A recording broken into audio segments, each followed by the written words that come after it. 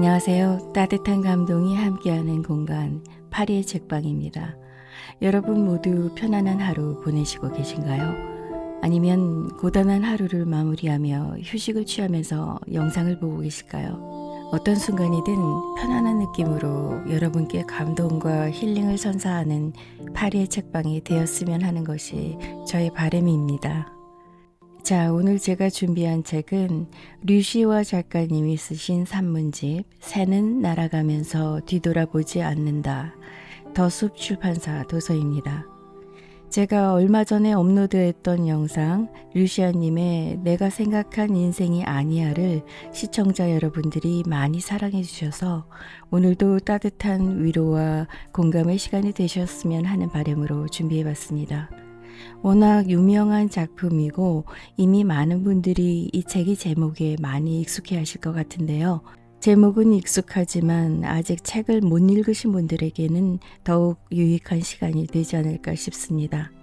이 책에서 작가는 내가 묻고 삶이 답하다라는 화두로 인간 존재와 삶의 의미에 대한 추구가 어떤 해답에 이르렀는지, 또 사람들의 마음에 있는 삶에 대한 궁극적 물음에 대한 답을 쉽게 읽히면서도 중량감 있는 문장들로 풀어가고 있습니다. 이렇듯 가벼움과 깊이가 동시에 존재한다는 것이 류시아 작가님만의 탁월한 매력인데요. 특히 적재적소에 삽입되는 흥미로운 일화들은 책에 대한 몰입감을 증가시킬 뿐만 아니라 마치 짜임새 있게 잘 구성된 성인 우화집을 접하는 생각이 들기도 합니다. 끝까지 유익한 시간 되셨으면 좋겠고요. 구독과 좋아요는 좋은 영상을 만드는 데 많은 도움이 될 것 같습니다.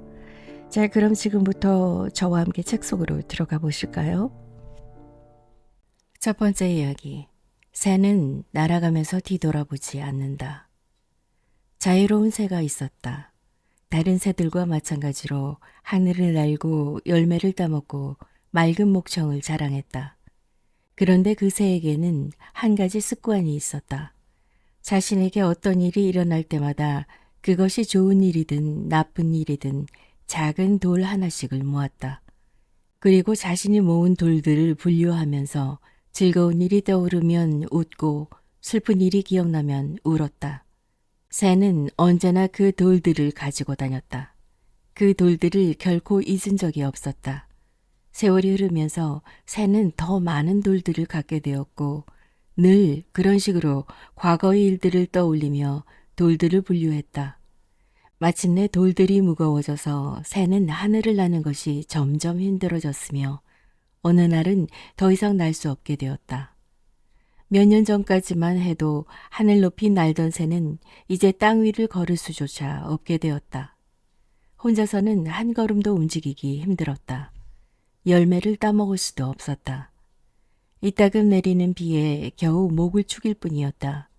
하지만 새는 끝까지 견디며 자신의 소중한 돌들을 지켰다. 얼마 후 새는 굶주림과 목마름으로 숨졌다. 그 새를 떠올리게 하는 한 무더기에 쓸모없는 돌멩이들만이 뒤에 남았다. 새는 날아가면서 뒤돌아보지 않는다. 뒤돌아보는 새는 죽은 새다. 모든 과거는 좋은 일이든 나쁜 일이든 날개에 매단 돌과 같아서 지금 이 순간의 여행을 방해한다. 몇 해 전 네팔에서 히말라야 트레킹을 할 때의 일이다. 포카라를 출발해 일주일 넘게 걸어 3,800m의 묵티나트로 가는 여정이었다. 사과 산지로 유명한 중간 지점의 좀손 마을은 작은 공항이 있는 산악지대의 요충지라서 여행자가 많고 숙소도 다양했다.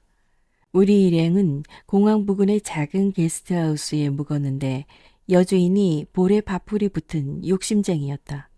방은 지저분하고 음식도 열악했다. 나중에는 비싼 가격 때문에 실랑이를 벌여야 했다. 트레킹 코스의 숙소는 하룻밤 묵는 곳에 불과하기 때문에 우리는 아침 일찍 배낭을 메고 다시 출발했다. 다음 마을인 무스탕 왕국 초입의 카크베니까지는 마른 강바닥을 따라 반나절 넘게 걸어야 했다. 얕은 물길도 통과하고 흔들다리도 건너고 목에 종을 매단 노새들의 행렬과도 마주치는 그 길은 멀리 안나푸르나, 다울라길이, 닐길이 등 신비롭게 솟은 히말라야 영봉들을 감상할 수 있는 아름다운 코스였다. 황량한 풍경 속에 노란 민들레와 청보리가 반갑게 나타나고 안을 기웃거리고 싶게 만드는 소박한 티베트 사원들도 있었다. 그런데 일행 중 한 명이 걷는 내내 좀송 게스트하우스에서의 일을 우리에게 상기시켰다. 그는 이미 지나간 일에 대한 좋지 않은 기억과 불쾌한 감정, 그리고 그 이전 마을들에서의 또 다른 경험들을 비교하느라 현재의 여정을 즐길 수 없었다.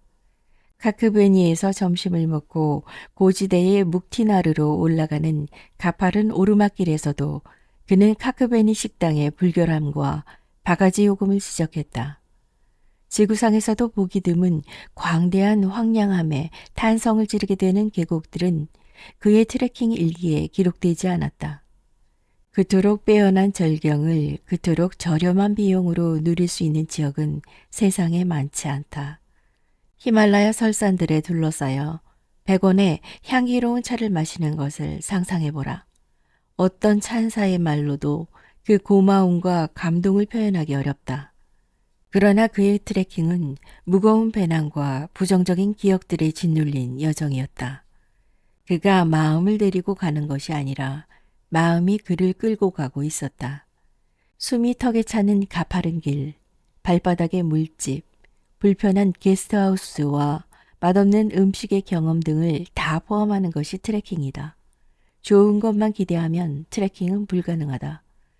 그가 계속 불평을 늘어놓자 일행들은 하나둘 그와 거리를 두고 걷기 시작했다. 그리하여 트레킹 일정 내내 그는 외톨이가 되었다. 마음이 과거에 일어난 일들의 분노를 느낄수록 현재를 사랑하기가 더 어렵다. 마음의 문제로 고통받는 사람들의 특징 중 하나는 과거의 일을 계속 곱씹으면서 그것에 의해 왜곡된 인식으로 자기 자신과 세상을 대한다는 것이다. 이런 이야기가 있다. 늘 화가 나 있는 사람이 영적 스승을 찾아와 말했다. 저는 언제나 화를 내고 사소한 일에도 감정을 억제하지 못합니다. 이유가 무엇일까요? 스승이 말했다. 그대는 어린 시절이나 젊은 시절에 받은 오래된 상처 때문에 고통받고 있다. 그것 때문에 많이 약해진 것이다. 저는 작은 일들 외에는 큰 상처를 받은 기억이 없습니다. 어떻게 먼 과거의 상처들이 지금의 나를 약하게 할 수 있죠? 스승이 옆에 놓여있던 작은 물병을 남자에게 주며 말했다. 손을 앞으로 뻗어 이 물병을 들고 있어 보라. 무거운가? 아닙니다. 무겁지 않습니다. 10분 후 스승이 다시 물었다. 무거운가? 조금 무겁지만 참을만 합니다. 시간이 한참 흘러 스승은 다시 물었다. 지금은 어떤가? 매우 무겁습니다. 더 이상 들고 있을 수가 없습니다. 그러자 스승은 말했다. 문제는 물병의 무게가 아니라 그대가 그것을 얼마나 오래 들고 있는가이다. 과거의 상처나 기억들을 내려놓아야 한다. 오래 들고 있을수록 그것들은 이 물병처럼 그 무게를 더할 것이다. 과거를 내려놓고 현재를 붙잡는 것이 삶의 기술이다. 오래전에 놓아버렸어야만 하는 것들을 놓아버려야 한다. 그 다음에 오는 자유는 무한한 비상이다. 자유는 과거와의 결별에서 온다. 뉴욕 어느 서점에 유리에 붙어있던 작가 미상의 글귀 하나가 내 마음에 오래도록 남아있다. 나무에 앉은 새는 가지가 부러질까 두려워하지 않는다. 새는 나무가 아니라 자신의 날개를 믿기 때문이다. 태풍이 휩쓸고 지나간 후에도 새가 노래할 수 있는 이유가 그것이다. 어느 날 우리는 생명이 넘쳐나고 빛과 소리와 색이 가득한 이 행성에 여행을 온다. 언제 다시 떠나야 할지 알 수 없다. 우리에게 주어진 짧은 삶이 우리의 기회이다. 상처에 대한 기억만 안고 이 세상과 작별하기는 아쉽지 않은가? 영적 교사 페마 초드로는 갑자기 암 진단을 받은 한 여성의 이야기를 전한다. 평생 사소한 일에 조바심치고 불평하던 그 여성은 자신이 곧 죽을지 모른다는 사실을 깨닫고 주위 사람들과 사물의 마음을 연다. 그동안은 거들떠보지도 않던 나무, 풀, 태양, 꽃, 새, 벌레들과 친해진다. 바람을 얼굴에 느끼고 온몸으로 비를 맞고 사람들을 껴안고 강아지와 달리기를 한다. 자신이 처음으로 삶을 살고 있다고 느낀다. 매일매일이 마지막 경험이었다. 죽음의 순간에는 진통제까지도 거부한다. 그 고통까지도 그녀에게는 소중한 경험이었던 것이다. 그렇게 그녀는 자신을 염려하며 내려다보는 가족과 친구들을 웃는 얼굴로 위로하며 숨을 거둔다. 내려놓을수록 자유롭고 자유로울수록 더 높이 날고 높이 날수록 더 많이 본다. 가는 실에라도 묶인 새는 날지 못한다. 새는 자유를 위해 나는 것이 아니라 나는 것 자체가 자유이다. 다시 오지 않을 현재의 순간을 사랑하고 과거 분류하기를 멈추는 것. 그것이 바람을 가르며 나는 새의 모습이다. 자신이 어디로 가고 있는지 몰라도 날개를 펼치고 있는 한 바람이 당신을 데려갈 것이다. 새는 날갯깃에 닿는 그 바람을 좋아한다.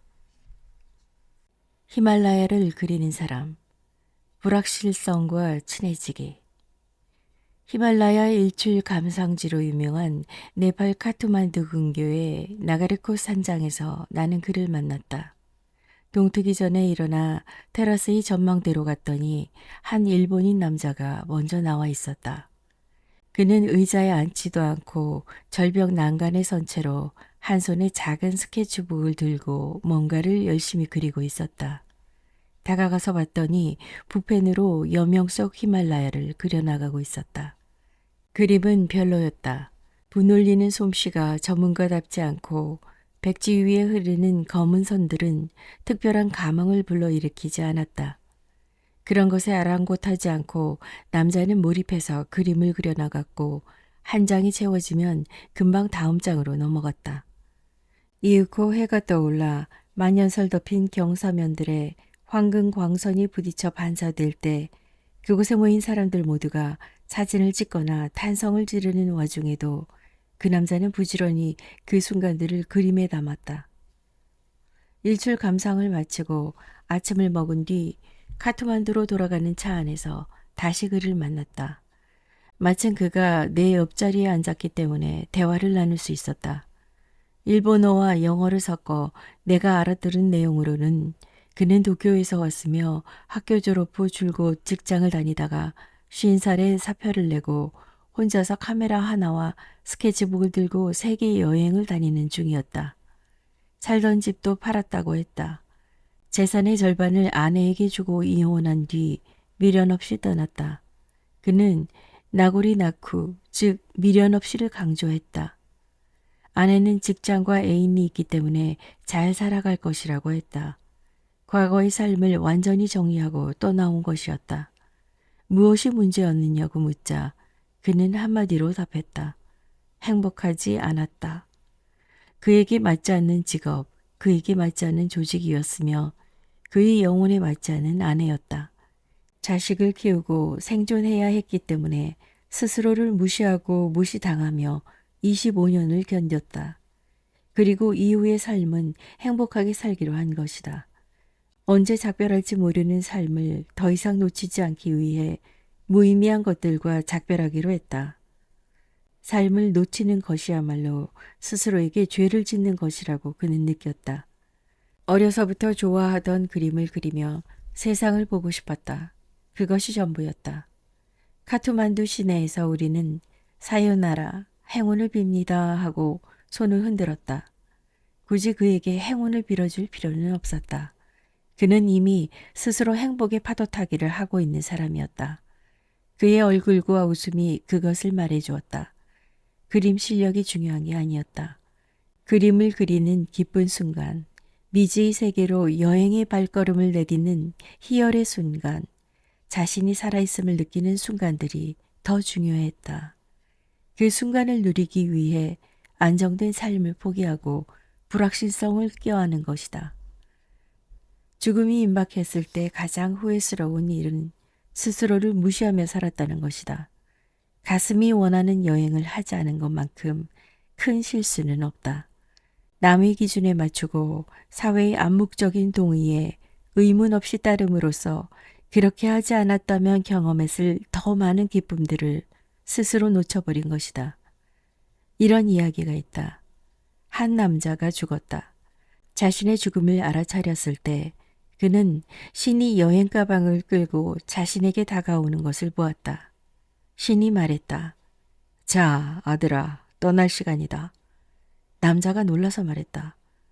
이렇게 빨리요? 난 계획들이 많았어요. 신이 말했다. 미안하다. 하지만 떠날 시간이야. 남자가 물었다. 그 가방 안에 무엇이 들어있나요?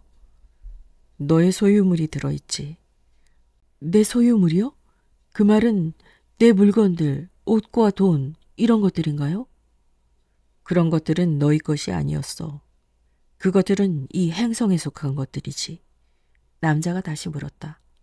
나의 추억들인가요? 아니야. 그것들은 시간에 속한 것이지. 내 재능들인가요? 아니, 그것들은 환경에 속한 것이지. 내 친구와 부모 형제인가요? 아니야, 아들아. 그들은 너희 여행길에 속한 것이야. 그럼 내 육체인 게 틀림없군요. 아니, 아니야. 그것은 흙에 속한 것이지. 남자가 말했다. 그럼 내 영혼인 게 확실해요. 신이 말했다. 슬프게도 넌 잊었구나. 아들아, 내 영혼은 나에게 속한 거야. 남자는 눈에 눈물이 고인 채로 두려움에 떨며 신의 손에서 여행 가방을 받아 안을 열어보았다. 가방은 텅 비어 있었다. 남자는 비통해하며 눈물이 뺨을 적셨다. 그는 신에게 물었다. 난 아무것도 소유한 적이 없나요? 신이 그에게 말했다. 그렇다. 넌 아무것도 소유한 적이 없어. 남자가 다시 물었다. 그렇다면 내 것은 뭐였죠? 신이 말했다. 너의 가슴 뛰는 순간들. 내가 삶을 최대한으로 산 모든 순간이 너의 것이었지. 미국 시인 마야 안젤루는 인생은 숨을 쉰 횟수가 아니라 숨막힐 정도로 벅찬 순간을 얼마나 많이 가졌는가로 평가된다 라고 말했다. 그리고 시인 메리 올리버는 묻는다. 당신은 단지 조금 숨을 쉬면서 그것을 삶이라 부르는가? 숨막히게 사랑한 순간이 얼마나 많았는가? 숨막히게 몰입한 순간, 삶과 숨막히게 접촉한 순간이. 그것이 꼭 거창한 순간일 필요는 없다. 맨발로 비를 맞는 순간, 섬에서 붉은 보름달을 감상한 순간, 히말라야 능선에서 눈보라 날리는 하늘을 올려다보는 순간, 당신은 어떤 순간들로 채워져 있는가? 죽어서 여행 가방이 텅 비지 않도록 가슴 뛰는 순간을 많이 살아야 한다. 스스로 감동하는 순간들, 삶을 자신의 가슴에 일치시키는 순간들을. 이 세상을 떠날 때 당신이 가져갈 수 있는 유일한 것들은 당신이 가슴에 담긴 것들이다. 두 번째 화살 피하기. 고통을 다루는 기술. 스승이 제자에게 묻는다. 만약 누군가의 화살에 맞으면 아프겠는가? 제자가 대답한다. 아픕니다. 스승이 다시 묻는다. 만약 똑같은 자리에 두 번째 화살을 맞으면 더 아프겠는가? 제자가 말한다. 몹시 아픕니다. 그러자 스승이 말한다. 살아있는 한 누구나 화살을 피할 수 없다. 그러나 그 일로 인한 감정적 고통은 우리의 선택에 달려있다. 첫 번째 화살은 실제로 일어난 사건이고 두 번째 화살은 그 사건에 대한 감정적 반응이다. 상실과 실패와 재난은 누구의 삶에나 일어난다. 그러나 고통의 대부분은 실제의 사건 그 자체보다 그것에 대한 감정적 반응으로 더 심화된다. 인생이 고통이라고 말하지만 우리가 가장 많이 맞는 화살은 스스로 자신에게 쏘는 두 번째 화살이다. 첫 번째 화살을 맞을 때마다 우리는 즉각적으로 두 번째 화살을 자신에게 쏘기 시작하며 이 두 번째 화살이 첫 번째 화살의 고통을 몇 배나 증폭시킨다. 한 여성이 20년 전에 이혼을 했다. 그 20년 동안 그녀는 전 남편의 부당한 행동에 화가 난 채로 고통스럽게 살았다. 자식들과 친구들 앞에서 그에 대한 비난을 멈추지 않았다. 그리고 어떤 남자도 믿지 않았기 때문에 누구와도 한 달 이상 관계를 지속하지 못했다. 스스로 쏜 두 번째 화살이 너무 많이 박혀 있어서 사랑의 감정이 싹틀 공간이 없었다. 분노로 인해 그녀의 삶은 얼어붙었으며 모든 관계가 제한적이 되었다. 백혈병 선고를 받고서야 그녀는 분노를 무덤까지 가져가고 싶지 않다는 것을 깨달았다. 사랑하지 않고 삶을 허비한 것이 너무 후회되었다. 인생 수업의 저자 엘리자베스 퀴블러 로스를 찾아온 그녀는 평화롭게 살 수는 없었지만 평화롭게 죽고 싶다고 고백했다. 스스로에게 쏜 두 번째 화살이 자신의 삶을 망쳤음을 늦게야 깨달은 것이다. 이미 잃어버린 것에 집착하는 것은 지금 가지고 있는 것마저 잃는 지름길이다. 불쾌한 사건이 심리적 불행으로 이어지는 경우는 흔하다. 차를 운전하고 가는데 다른 차가 방향지시 등도 없이 끼어든다. 우리는 금방 흥분해서 감정적이 된다. 두 번째 화살이 이성을 마비시키고 맥박수를 증가시킨다. 주말을 비워두고 명상 프로그램에 등록했는데 하루 전에야 취소 연락이 온다. 숲속 명상센터에서 마음의 평화를 얻으려던 계획은 한순간에 분노의 감정으로 바뀌어 주최 측과 자신에게 두 번째 화살을 쏘기 시작한다. 선의의 마음을 가지고 도와주었는데 두려운 것은 배신이다. 형제와 친구 사이에서 흔히 일어나는 일이다. 그 경험만으로도 상처가 큰데 두고두고 우리를 괴롭히는 것은 스스로에게 쏘는 감정적 화살이다. 내 친구가 터무니없는 누명을 쓴 적이 있다. 그로선 억울한 일이었지만 인간 심리의 왜곡된 면을 바로잡기는 쉽지 않다.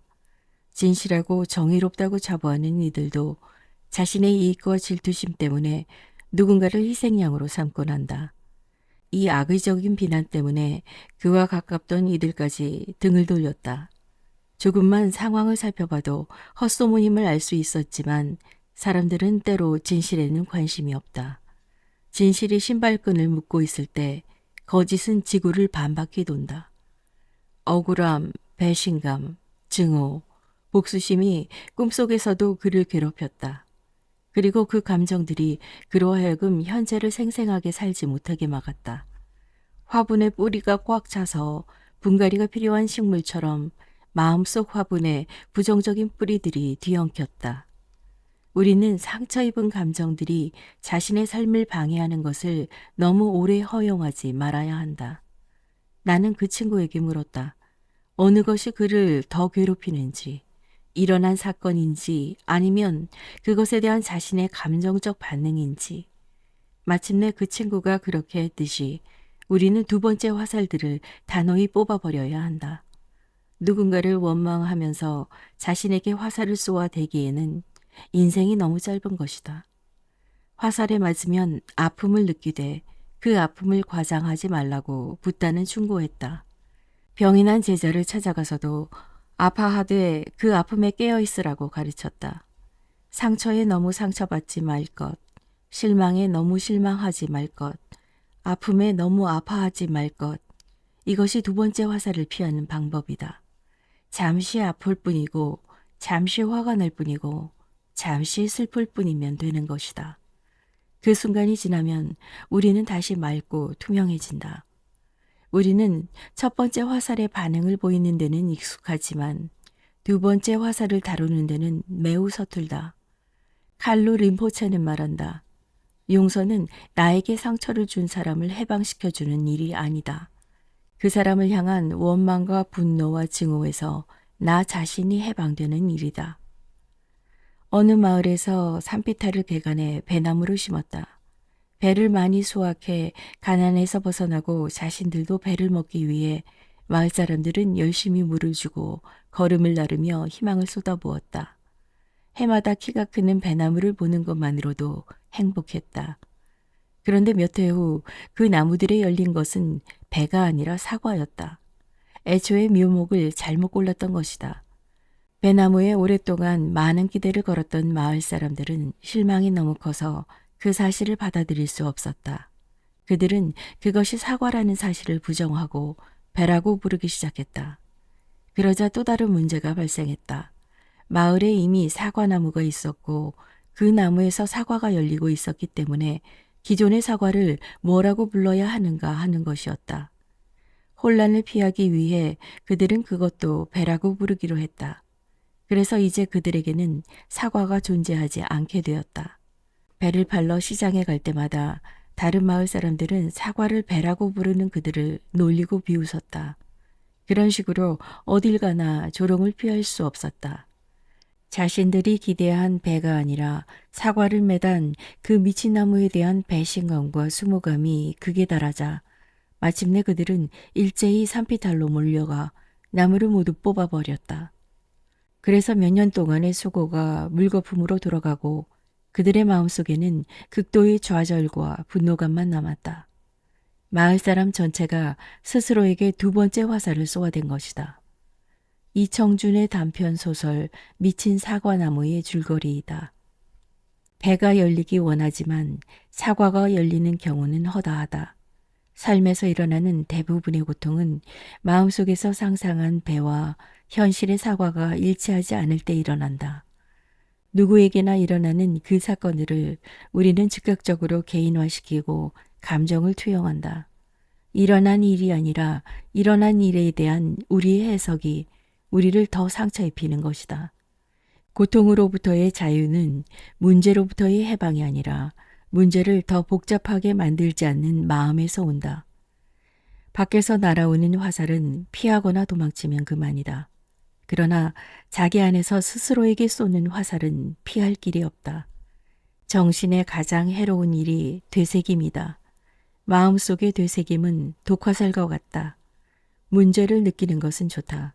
그러나 그 문제 때문에 쓰러지지는 말라는 말이 있다. 첫 번째 화살을 맞는 것은 사실 큰 일이 아니다. 그 화살은 우리의 선택에 달린 것이 아니기 때문이다. 첫 번째 화살 때문에 자신에게 두 번째 화살을 쏘는 것이 더 큰 일이다. 이 두 번째 화살을 피하는 것은 마음의 선택에 달려 있다. 외부의 일에 자신의 삶을 희생하지 않겠다는 강한 의지이다. 자신이 원치 않은 일들이 일어날 때마다 이것을 기억해야 한다. 나는 나 자신에게 두 번째 화살을 쏠 것인가? 삶은 고통스럽다. 그러나 어리석으면 더 고통스럽다. 사람들이 당신에게 어떻게 하는가는 그들의 카르마가 되지만 그것에 대해 당신이 어떻게 반응하는가는 당신 자신의 카르마가 된다는 말은 진리이다. 어떤 사람이 베트남 출신의 영적 스승 틱나탄에게 물었다. 비안에 도착해서도 여전히 고통을 경험합니까? 깨달음에 이른 후에도 고통받는 일이 생기냐는 질문이었다. 이에 틱나탄은 말했다. 물론이다. 고통스러운 일은 일어난다. 그러나 그것을 다루는 기술을 알고 있으면 그 고통을 행복으로 바꿀 수 있다. 그 기술은 자신이 지금 자기에게 화살을 쏘고 있다는 것을 알아차리는 일이다. 알아차리는 순간 화살 쏘기를 멈추게 된다. 그것이 알아차림의 기적이다. 마음이 당긴 길. 방황한다고 길을 잃은 것은 아니다. 문학의 길을 걷겠다고 집과 결별하고 노숙자가 되자 사람들은 제정신이 아니라고 했다. 시를 쓰고 밤새워 책을 읽느라 학교는 낙제를 했다. 국문학과를 졸업하고 국어교사가 되는 행운을 얻었으나 포기하자 사람들은 미친 것 아니냐고 했다. 잡지사를 다니다가 반년도 안 돼 퇴사했을 때 그들은 왜라고 물었다. 돈을 빌려 클래식 음악 카페를 열었다가 석 달 만에 문을 닫자 사람들은 그새 망한 것이냐며 의아해했다. 거리에서 솜사탕 장사를 시작하자 그들은 정말 하고 눈을 의심하다가 한 계절 만에 접자 뒤에서 웃었다. 솜사탕은 한철 장사이다. 가을에 출판사에 취직했다가 봄에 퇴사하자 사람들은 이해하지 못했다.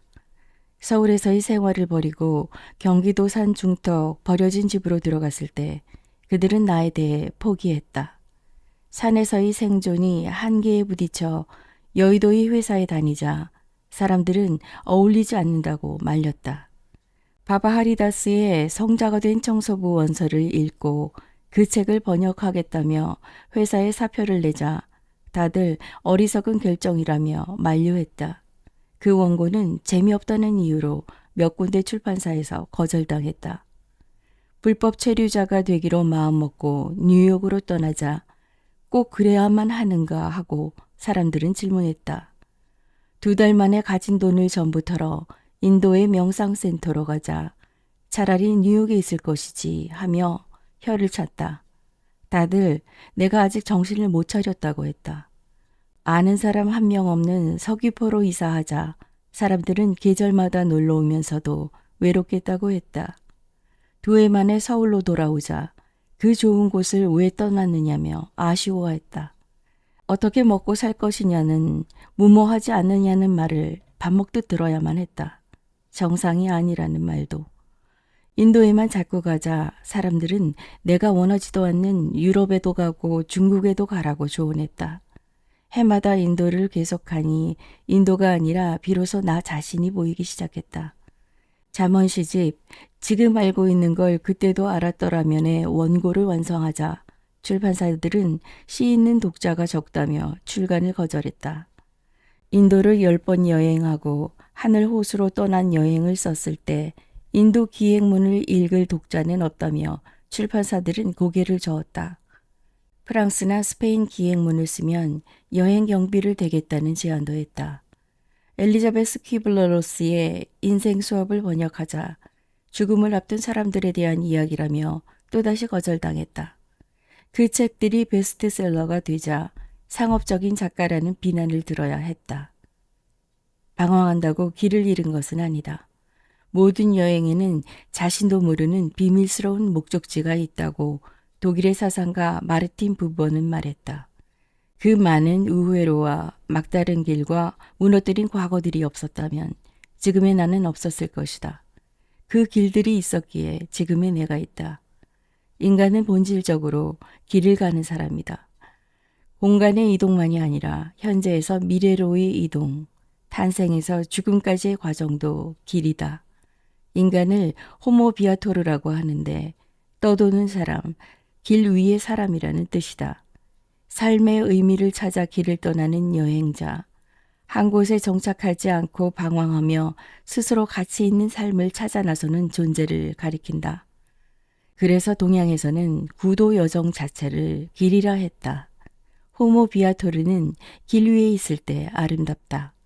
꿈을 포기하고 한 곳에 안주하는 사람은 비루하다. 집을 떠나 자신과 대면하는 시간을 가진 사람만이 성장해서 집으로 돌아온다. 우리는 항상 선택 앞에 놓인다. 한 가지 길의 선택은 가지 않은 많은 길의 포기를 의미한다. 그렇다면 자신이 걷고 있는 길이 좋은 길이라는 것을 어떻게 아는가? 약초를 연구하기 위해 찾아온 UCLA 인류학과 전공자 카를로스 카스타네다에게 야키족 인디언 돈 후앙은 말한다. 그 어떤 길도 수많은 길 중 하나에 불과하다. 그러므로 너는 자신이 걷고 있는 길이 하나의 길에 불과하다는 것을 명심해야 한다.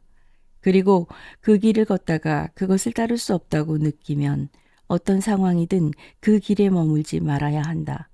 마음이 그렇게 하라고 한다면 그 길을 버리는 것은 너 자신에게나 다른 이에게나 전혀 무례한 일이 아니다. 스스로에게 이 한 가지를 물어보라. 이 길에 마음이 담겨 있는가? 마음이 담겨 있다면 그 길은 좋은 길이고 그렇지 않다면 그 일은 무의미한 길이다. 마음이 담긴 길을 걷는다면 그 길은 즐거운 여행길이 되어 너는 그 길과 하나가 될 것이다. 마음이 담겨 있지 않은 길을 걷는다면 그 길은 너로 하여금 삶을 저주하게 만들 것이다. 한 길은 너를 강하게 만들고 다른 한 길은 너를 약하게 만든다. 죽는 날까지 자신이 가야 할 길을 선택하는 것이 삶이다. 따라서 자신이 걸어가는 길에 확신을 가져야 한다. 그 길에 기쁨과 설렘이 있어야 한다. 그리고 세상 사람들과 자신의 다름을 담담히 받아들일 수 있어야 한다. 길의 어원이 길들이다임을 기억하고 스스로 길을 들여 자신의 길을 만들어 가야만 한다. 익숙한 것과 결별하고 내가 옳다고 느끼는 것을 정답으로 만들어가는 것이 나의 인생이다. 다수가 선택하는 길을 벗어난다고 해서 낙오되는 것은 아니다. 보편적이라는 기준이 오류를 면제해 주는 것은 아니다. 마음이 담긴 길을 걸으려면 편견의 반대편에 설 수 있어야 한다. 모두에게 사랑받고 모든 사람이 당신의 여행을 이해하리라 기대하지 말아야 한다. 당신의 길이지 그 사람들의 길이 아니기 때문이다. 남의 답이 아니라 자신의 답을 찾는 것이 호모 비아토르이다. 마음이 담긴 길을 걷는 사람은 행복을 추구하는 것이 아니라 행복과 나란히 걷는다. 행복은 목적지가 아니라 여정에서 발견되는 것이기 때문이다. 행복의 뒤를 좇는다는 것은 아직 마음이 담긴 길을 걷지 않고 있다는 것이다. 당신이 누구이든 어디에 있든 가고 싶은 길을 가라. 그것이 마음이 담긴 길이라면 마음이 담긴 길을 갈 때 자아가 빛난다. 그대에게 가는 먼 길. 신은 길을 보여주기 위해 길을 잃게 한다. 15년 전 겨울 뉴욕에 머물고 있던 나는 자연주의 사상가 헨리 데이비드 소로가 숲속 생활을 실천한 윌든 호수를 보러 가기 위해 이른 아침 보스턴행 기차를 탔다. 지도를 가지고 있었지만 초행길이라 앞좌석에 앉은 백인에게 윌든 호수가 위치한 콩코드시로 가는 방법을 물었다. 남자는 호수에 대해서는 알지 못하지만 보스턴 기차역 바로 옆 시외버스 터미널로 가면 콩코드행 버스가 있다고 친절하게 알려주었다. 보스턴역에 도착한 나는 그의 설명대로 버스 타는 곳을 금방 발견할 수 있었고 다행히 시간마다 버스가 있어서 얼마 기다리지 않아 콩코드행 차에 올라탔다. 그날따라 폭설이 퍼부어 눈 많기로 유명한 미 동북부 지역의 겨울을 실감나게 했다. 하얀 눈발이 시야를 가리고 나무도 숲도 온통 흰 세상이었다. 그런데 30분 거리라고 알고 있던 콩코드는 3시간 넘게 눈보라 속을 달려도 나타날 생각을 하지 않았다. 눈길이라서 버스가 느리게 간다는 사실을 감안한다고 해도 불길한 느낌을 지울 수가 없었다. 마침내 커다랗게 적힌 콩코드 표지판과 함께 버스는 종점에 도착했는데 차에서 내린 내 앞에 펼쳐진 것은 끝없는 설원뿐이었다. 나는 터미널 사무실로 가서 윌든 호수 가는 길을 물었고 여러 사람들이 몰려와 토론을 벌인 끝에 나는 보스턴시에 인접한 매사추세츠주의 콩코드라는 작은 마을로 가야 했는데 훨씬 멀리 떨어진 북쪽 뉴햄프셔주의 주도인 콩코드시로 잘못 왔음이 밝혀졌다. 어처구니 없는 실수였다. 버스 회사에서는 가엾은 동양인 여행자를 배려해 차비도 받지 않고 보스턴으로 돌아가는 버스에 도로 태워주었다. 다시 3시간 넘게 눈폭풍 속을 달려 보스턴에 도착했을 때는 이미 날이 뉘엿뉘엿 저물고 있었다. 진짜 콩코드에서 숙소를 발견할 수 있을지 없을지 모르는 일이어서 잠시 망설였지만 다음 날로 미루면 기회를 놓칠 것 같아 서둘러 택시를 잡아타고 호수로 향했다. 이번에는 정말로 30분도 안 걸려 정확한 목적지에 도착했다. 눈앞에 나타난 호수는 생각했던 것보다 컸다. 옅은 저녁, 빛에 잠긴 얼어붙은 수면과 낙엽진 겨울나무들이 나를 맞이했다. 하버드 대학을 졸업한 소로가 모두들 성공을 향해 달려가던 시대에 물질 문명을 거부하고 홀로 자신의 노동에 의지하면서 통나무집을 짓고 산 곳, 19세기의 경전이라 불리는 윌든을 지필한 곳에 마침내 서게 되자 감동이 밀려왔다. 그러는 사이 택시는 눈보라 속으로 사라지고 나는 더 어두워지기 전에 눈 높이는 호수를 한 바퀴 돌기 위해 걸음을 옮겼다. 겨울 저녁이라서 인적이 거의 끊겨 있었다. 그런데 산책로 중간에서 한 백인 노인과 마주쳤다. 그는 오솔길 모퉁이에서 갑자기 나타난 장발의 동양인을 보고 놀란 표정을 지었고 우리는 자연스레 인사를 교환하게 되었다. 그는 소로의 책을 읽고 40년 전에 콩코드로 이사와서 자연주의 사상을 실천하고 살고 있는 사람이었다. 우리는 날이 완전히 어두워질 때까지 그렇게 둘레길을 돌며 윌든 호수와 소로에 대한 얘기를 주고받았다. 그리고 계획에도 없이 그의 집에 초대받아 저녁을 대접받았다. 우리는 밤늦도록 삶에 대해 많은 대화를 나누었다. 이튿날 나는 그의 안내를 받으며 새로 복원된 소로의 오두막과 소로의 스승 에머슨이 생가도 방문했다. 그리고 소로의 무덤 옆에 나란히 있는 큰 바위 얼굴과 주홍 글씨의 저자 나다니엘 호손과 작은 아시들을 쓴 루이자 메이 알코트의 묘지에도 꽃 한 송이씩을 바쳤다. 콩코드는 작은 마을이지만 위대한 사상가와 문인들을 많이 배출한 곳이며 현재도 200여 명의 작가들이 살고 있다. 그렇게 며칠 동안 나는 그의 집에 머물며 아침 저녁으로 함께 윌든 호수를 산책했다. 나이 차이를 뛰어넘어 우리는 서로를 깊이 이해하는 친구가 되었다. 그는 나를 우연한 방문객 이상으로 대했다. 암으로 투병 중이었지만 소로와 윌든 호수의 영향을 받아 정신과 영혼이 투명해진 사람이었다. 만약 그날 엉뚱한 콩코드시로 가는 실수를 저지르지 않고 곧바로 윌든 호수에 갔다면 나는 그와 마주치지 못했을 것이다.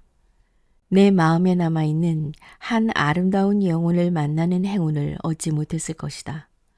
겉으로 보면 그날 나는 먼 길을 빙 돌아서 윌든 호수로 갔지만 실제로는 그것이 그와의 만남을 향해 가는 지름길이었다. 우리는 그렇게 많은 길을 돌아 기적처럼 어떤 목적지 혹은 어떤 사람에게 도착한다. 때로는 우회로가 지름길이다. 삶이 우리를 우회로로 데려가고 그 우회로가 뜻밖의 선물과 예상하지 못한 만남을 안겨준다. 먼 길을 돌아 곧바로 목적지로 가는 것, 그것이 여행의 신비이고 삶의 이야기이다. 방황하지 않고 직선으로 가는 길은 과정의 즐거움과 이야기를 놓친다. 많은 길을 돌고 때로는 불필요하게 우회하지만 그 길이야말로 제대로 가고 있는 것일 수 있다. 헤매는 것 같아 보여도 목적지에 도달해서 보면 그 길이 지름길이자 유일한 길이다. 길들이 자세히 표시된 지도를 가끔은 접어야 하는 이유가 그것이다. 길을 잘못 접어들어 들르게 된 가게에서 마음에 드는 물건을 발견하는 것은 자주 있는 일이다. 잘못한 기차가 목적지에 데려다 줄 수도 있는 것처럼 신은 우리에게 길을 보여주기 위해 때로는 길을 잃게 한다. 윌든 호수로 가는 길이 그러했듯이 가까이 있는 것을 찾기 위해 멀리 떠나야 할 때가 있다. 시인 루미는 말한다. 나는 많은 길을 돌아서 그대에게로 갔지만 그것이 그대에게로 가는 직선거리였다. 타고르도 당신에게로 가는 가장 먼 길이 가장 가까운 길입니다. 라고 노래했다.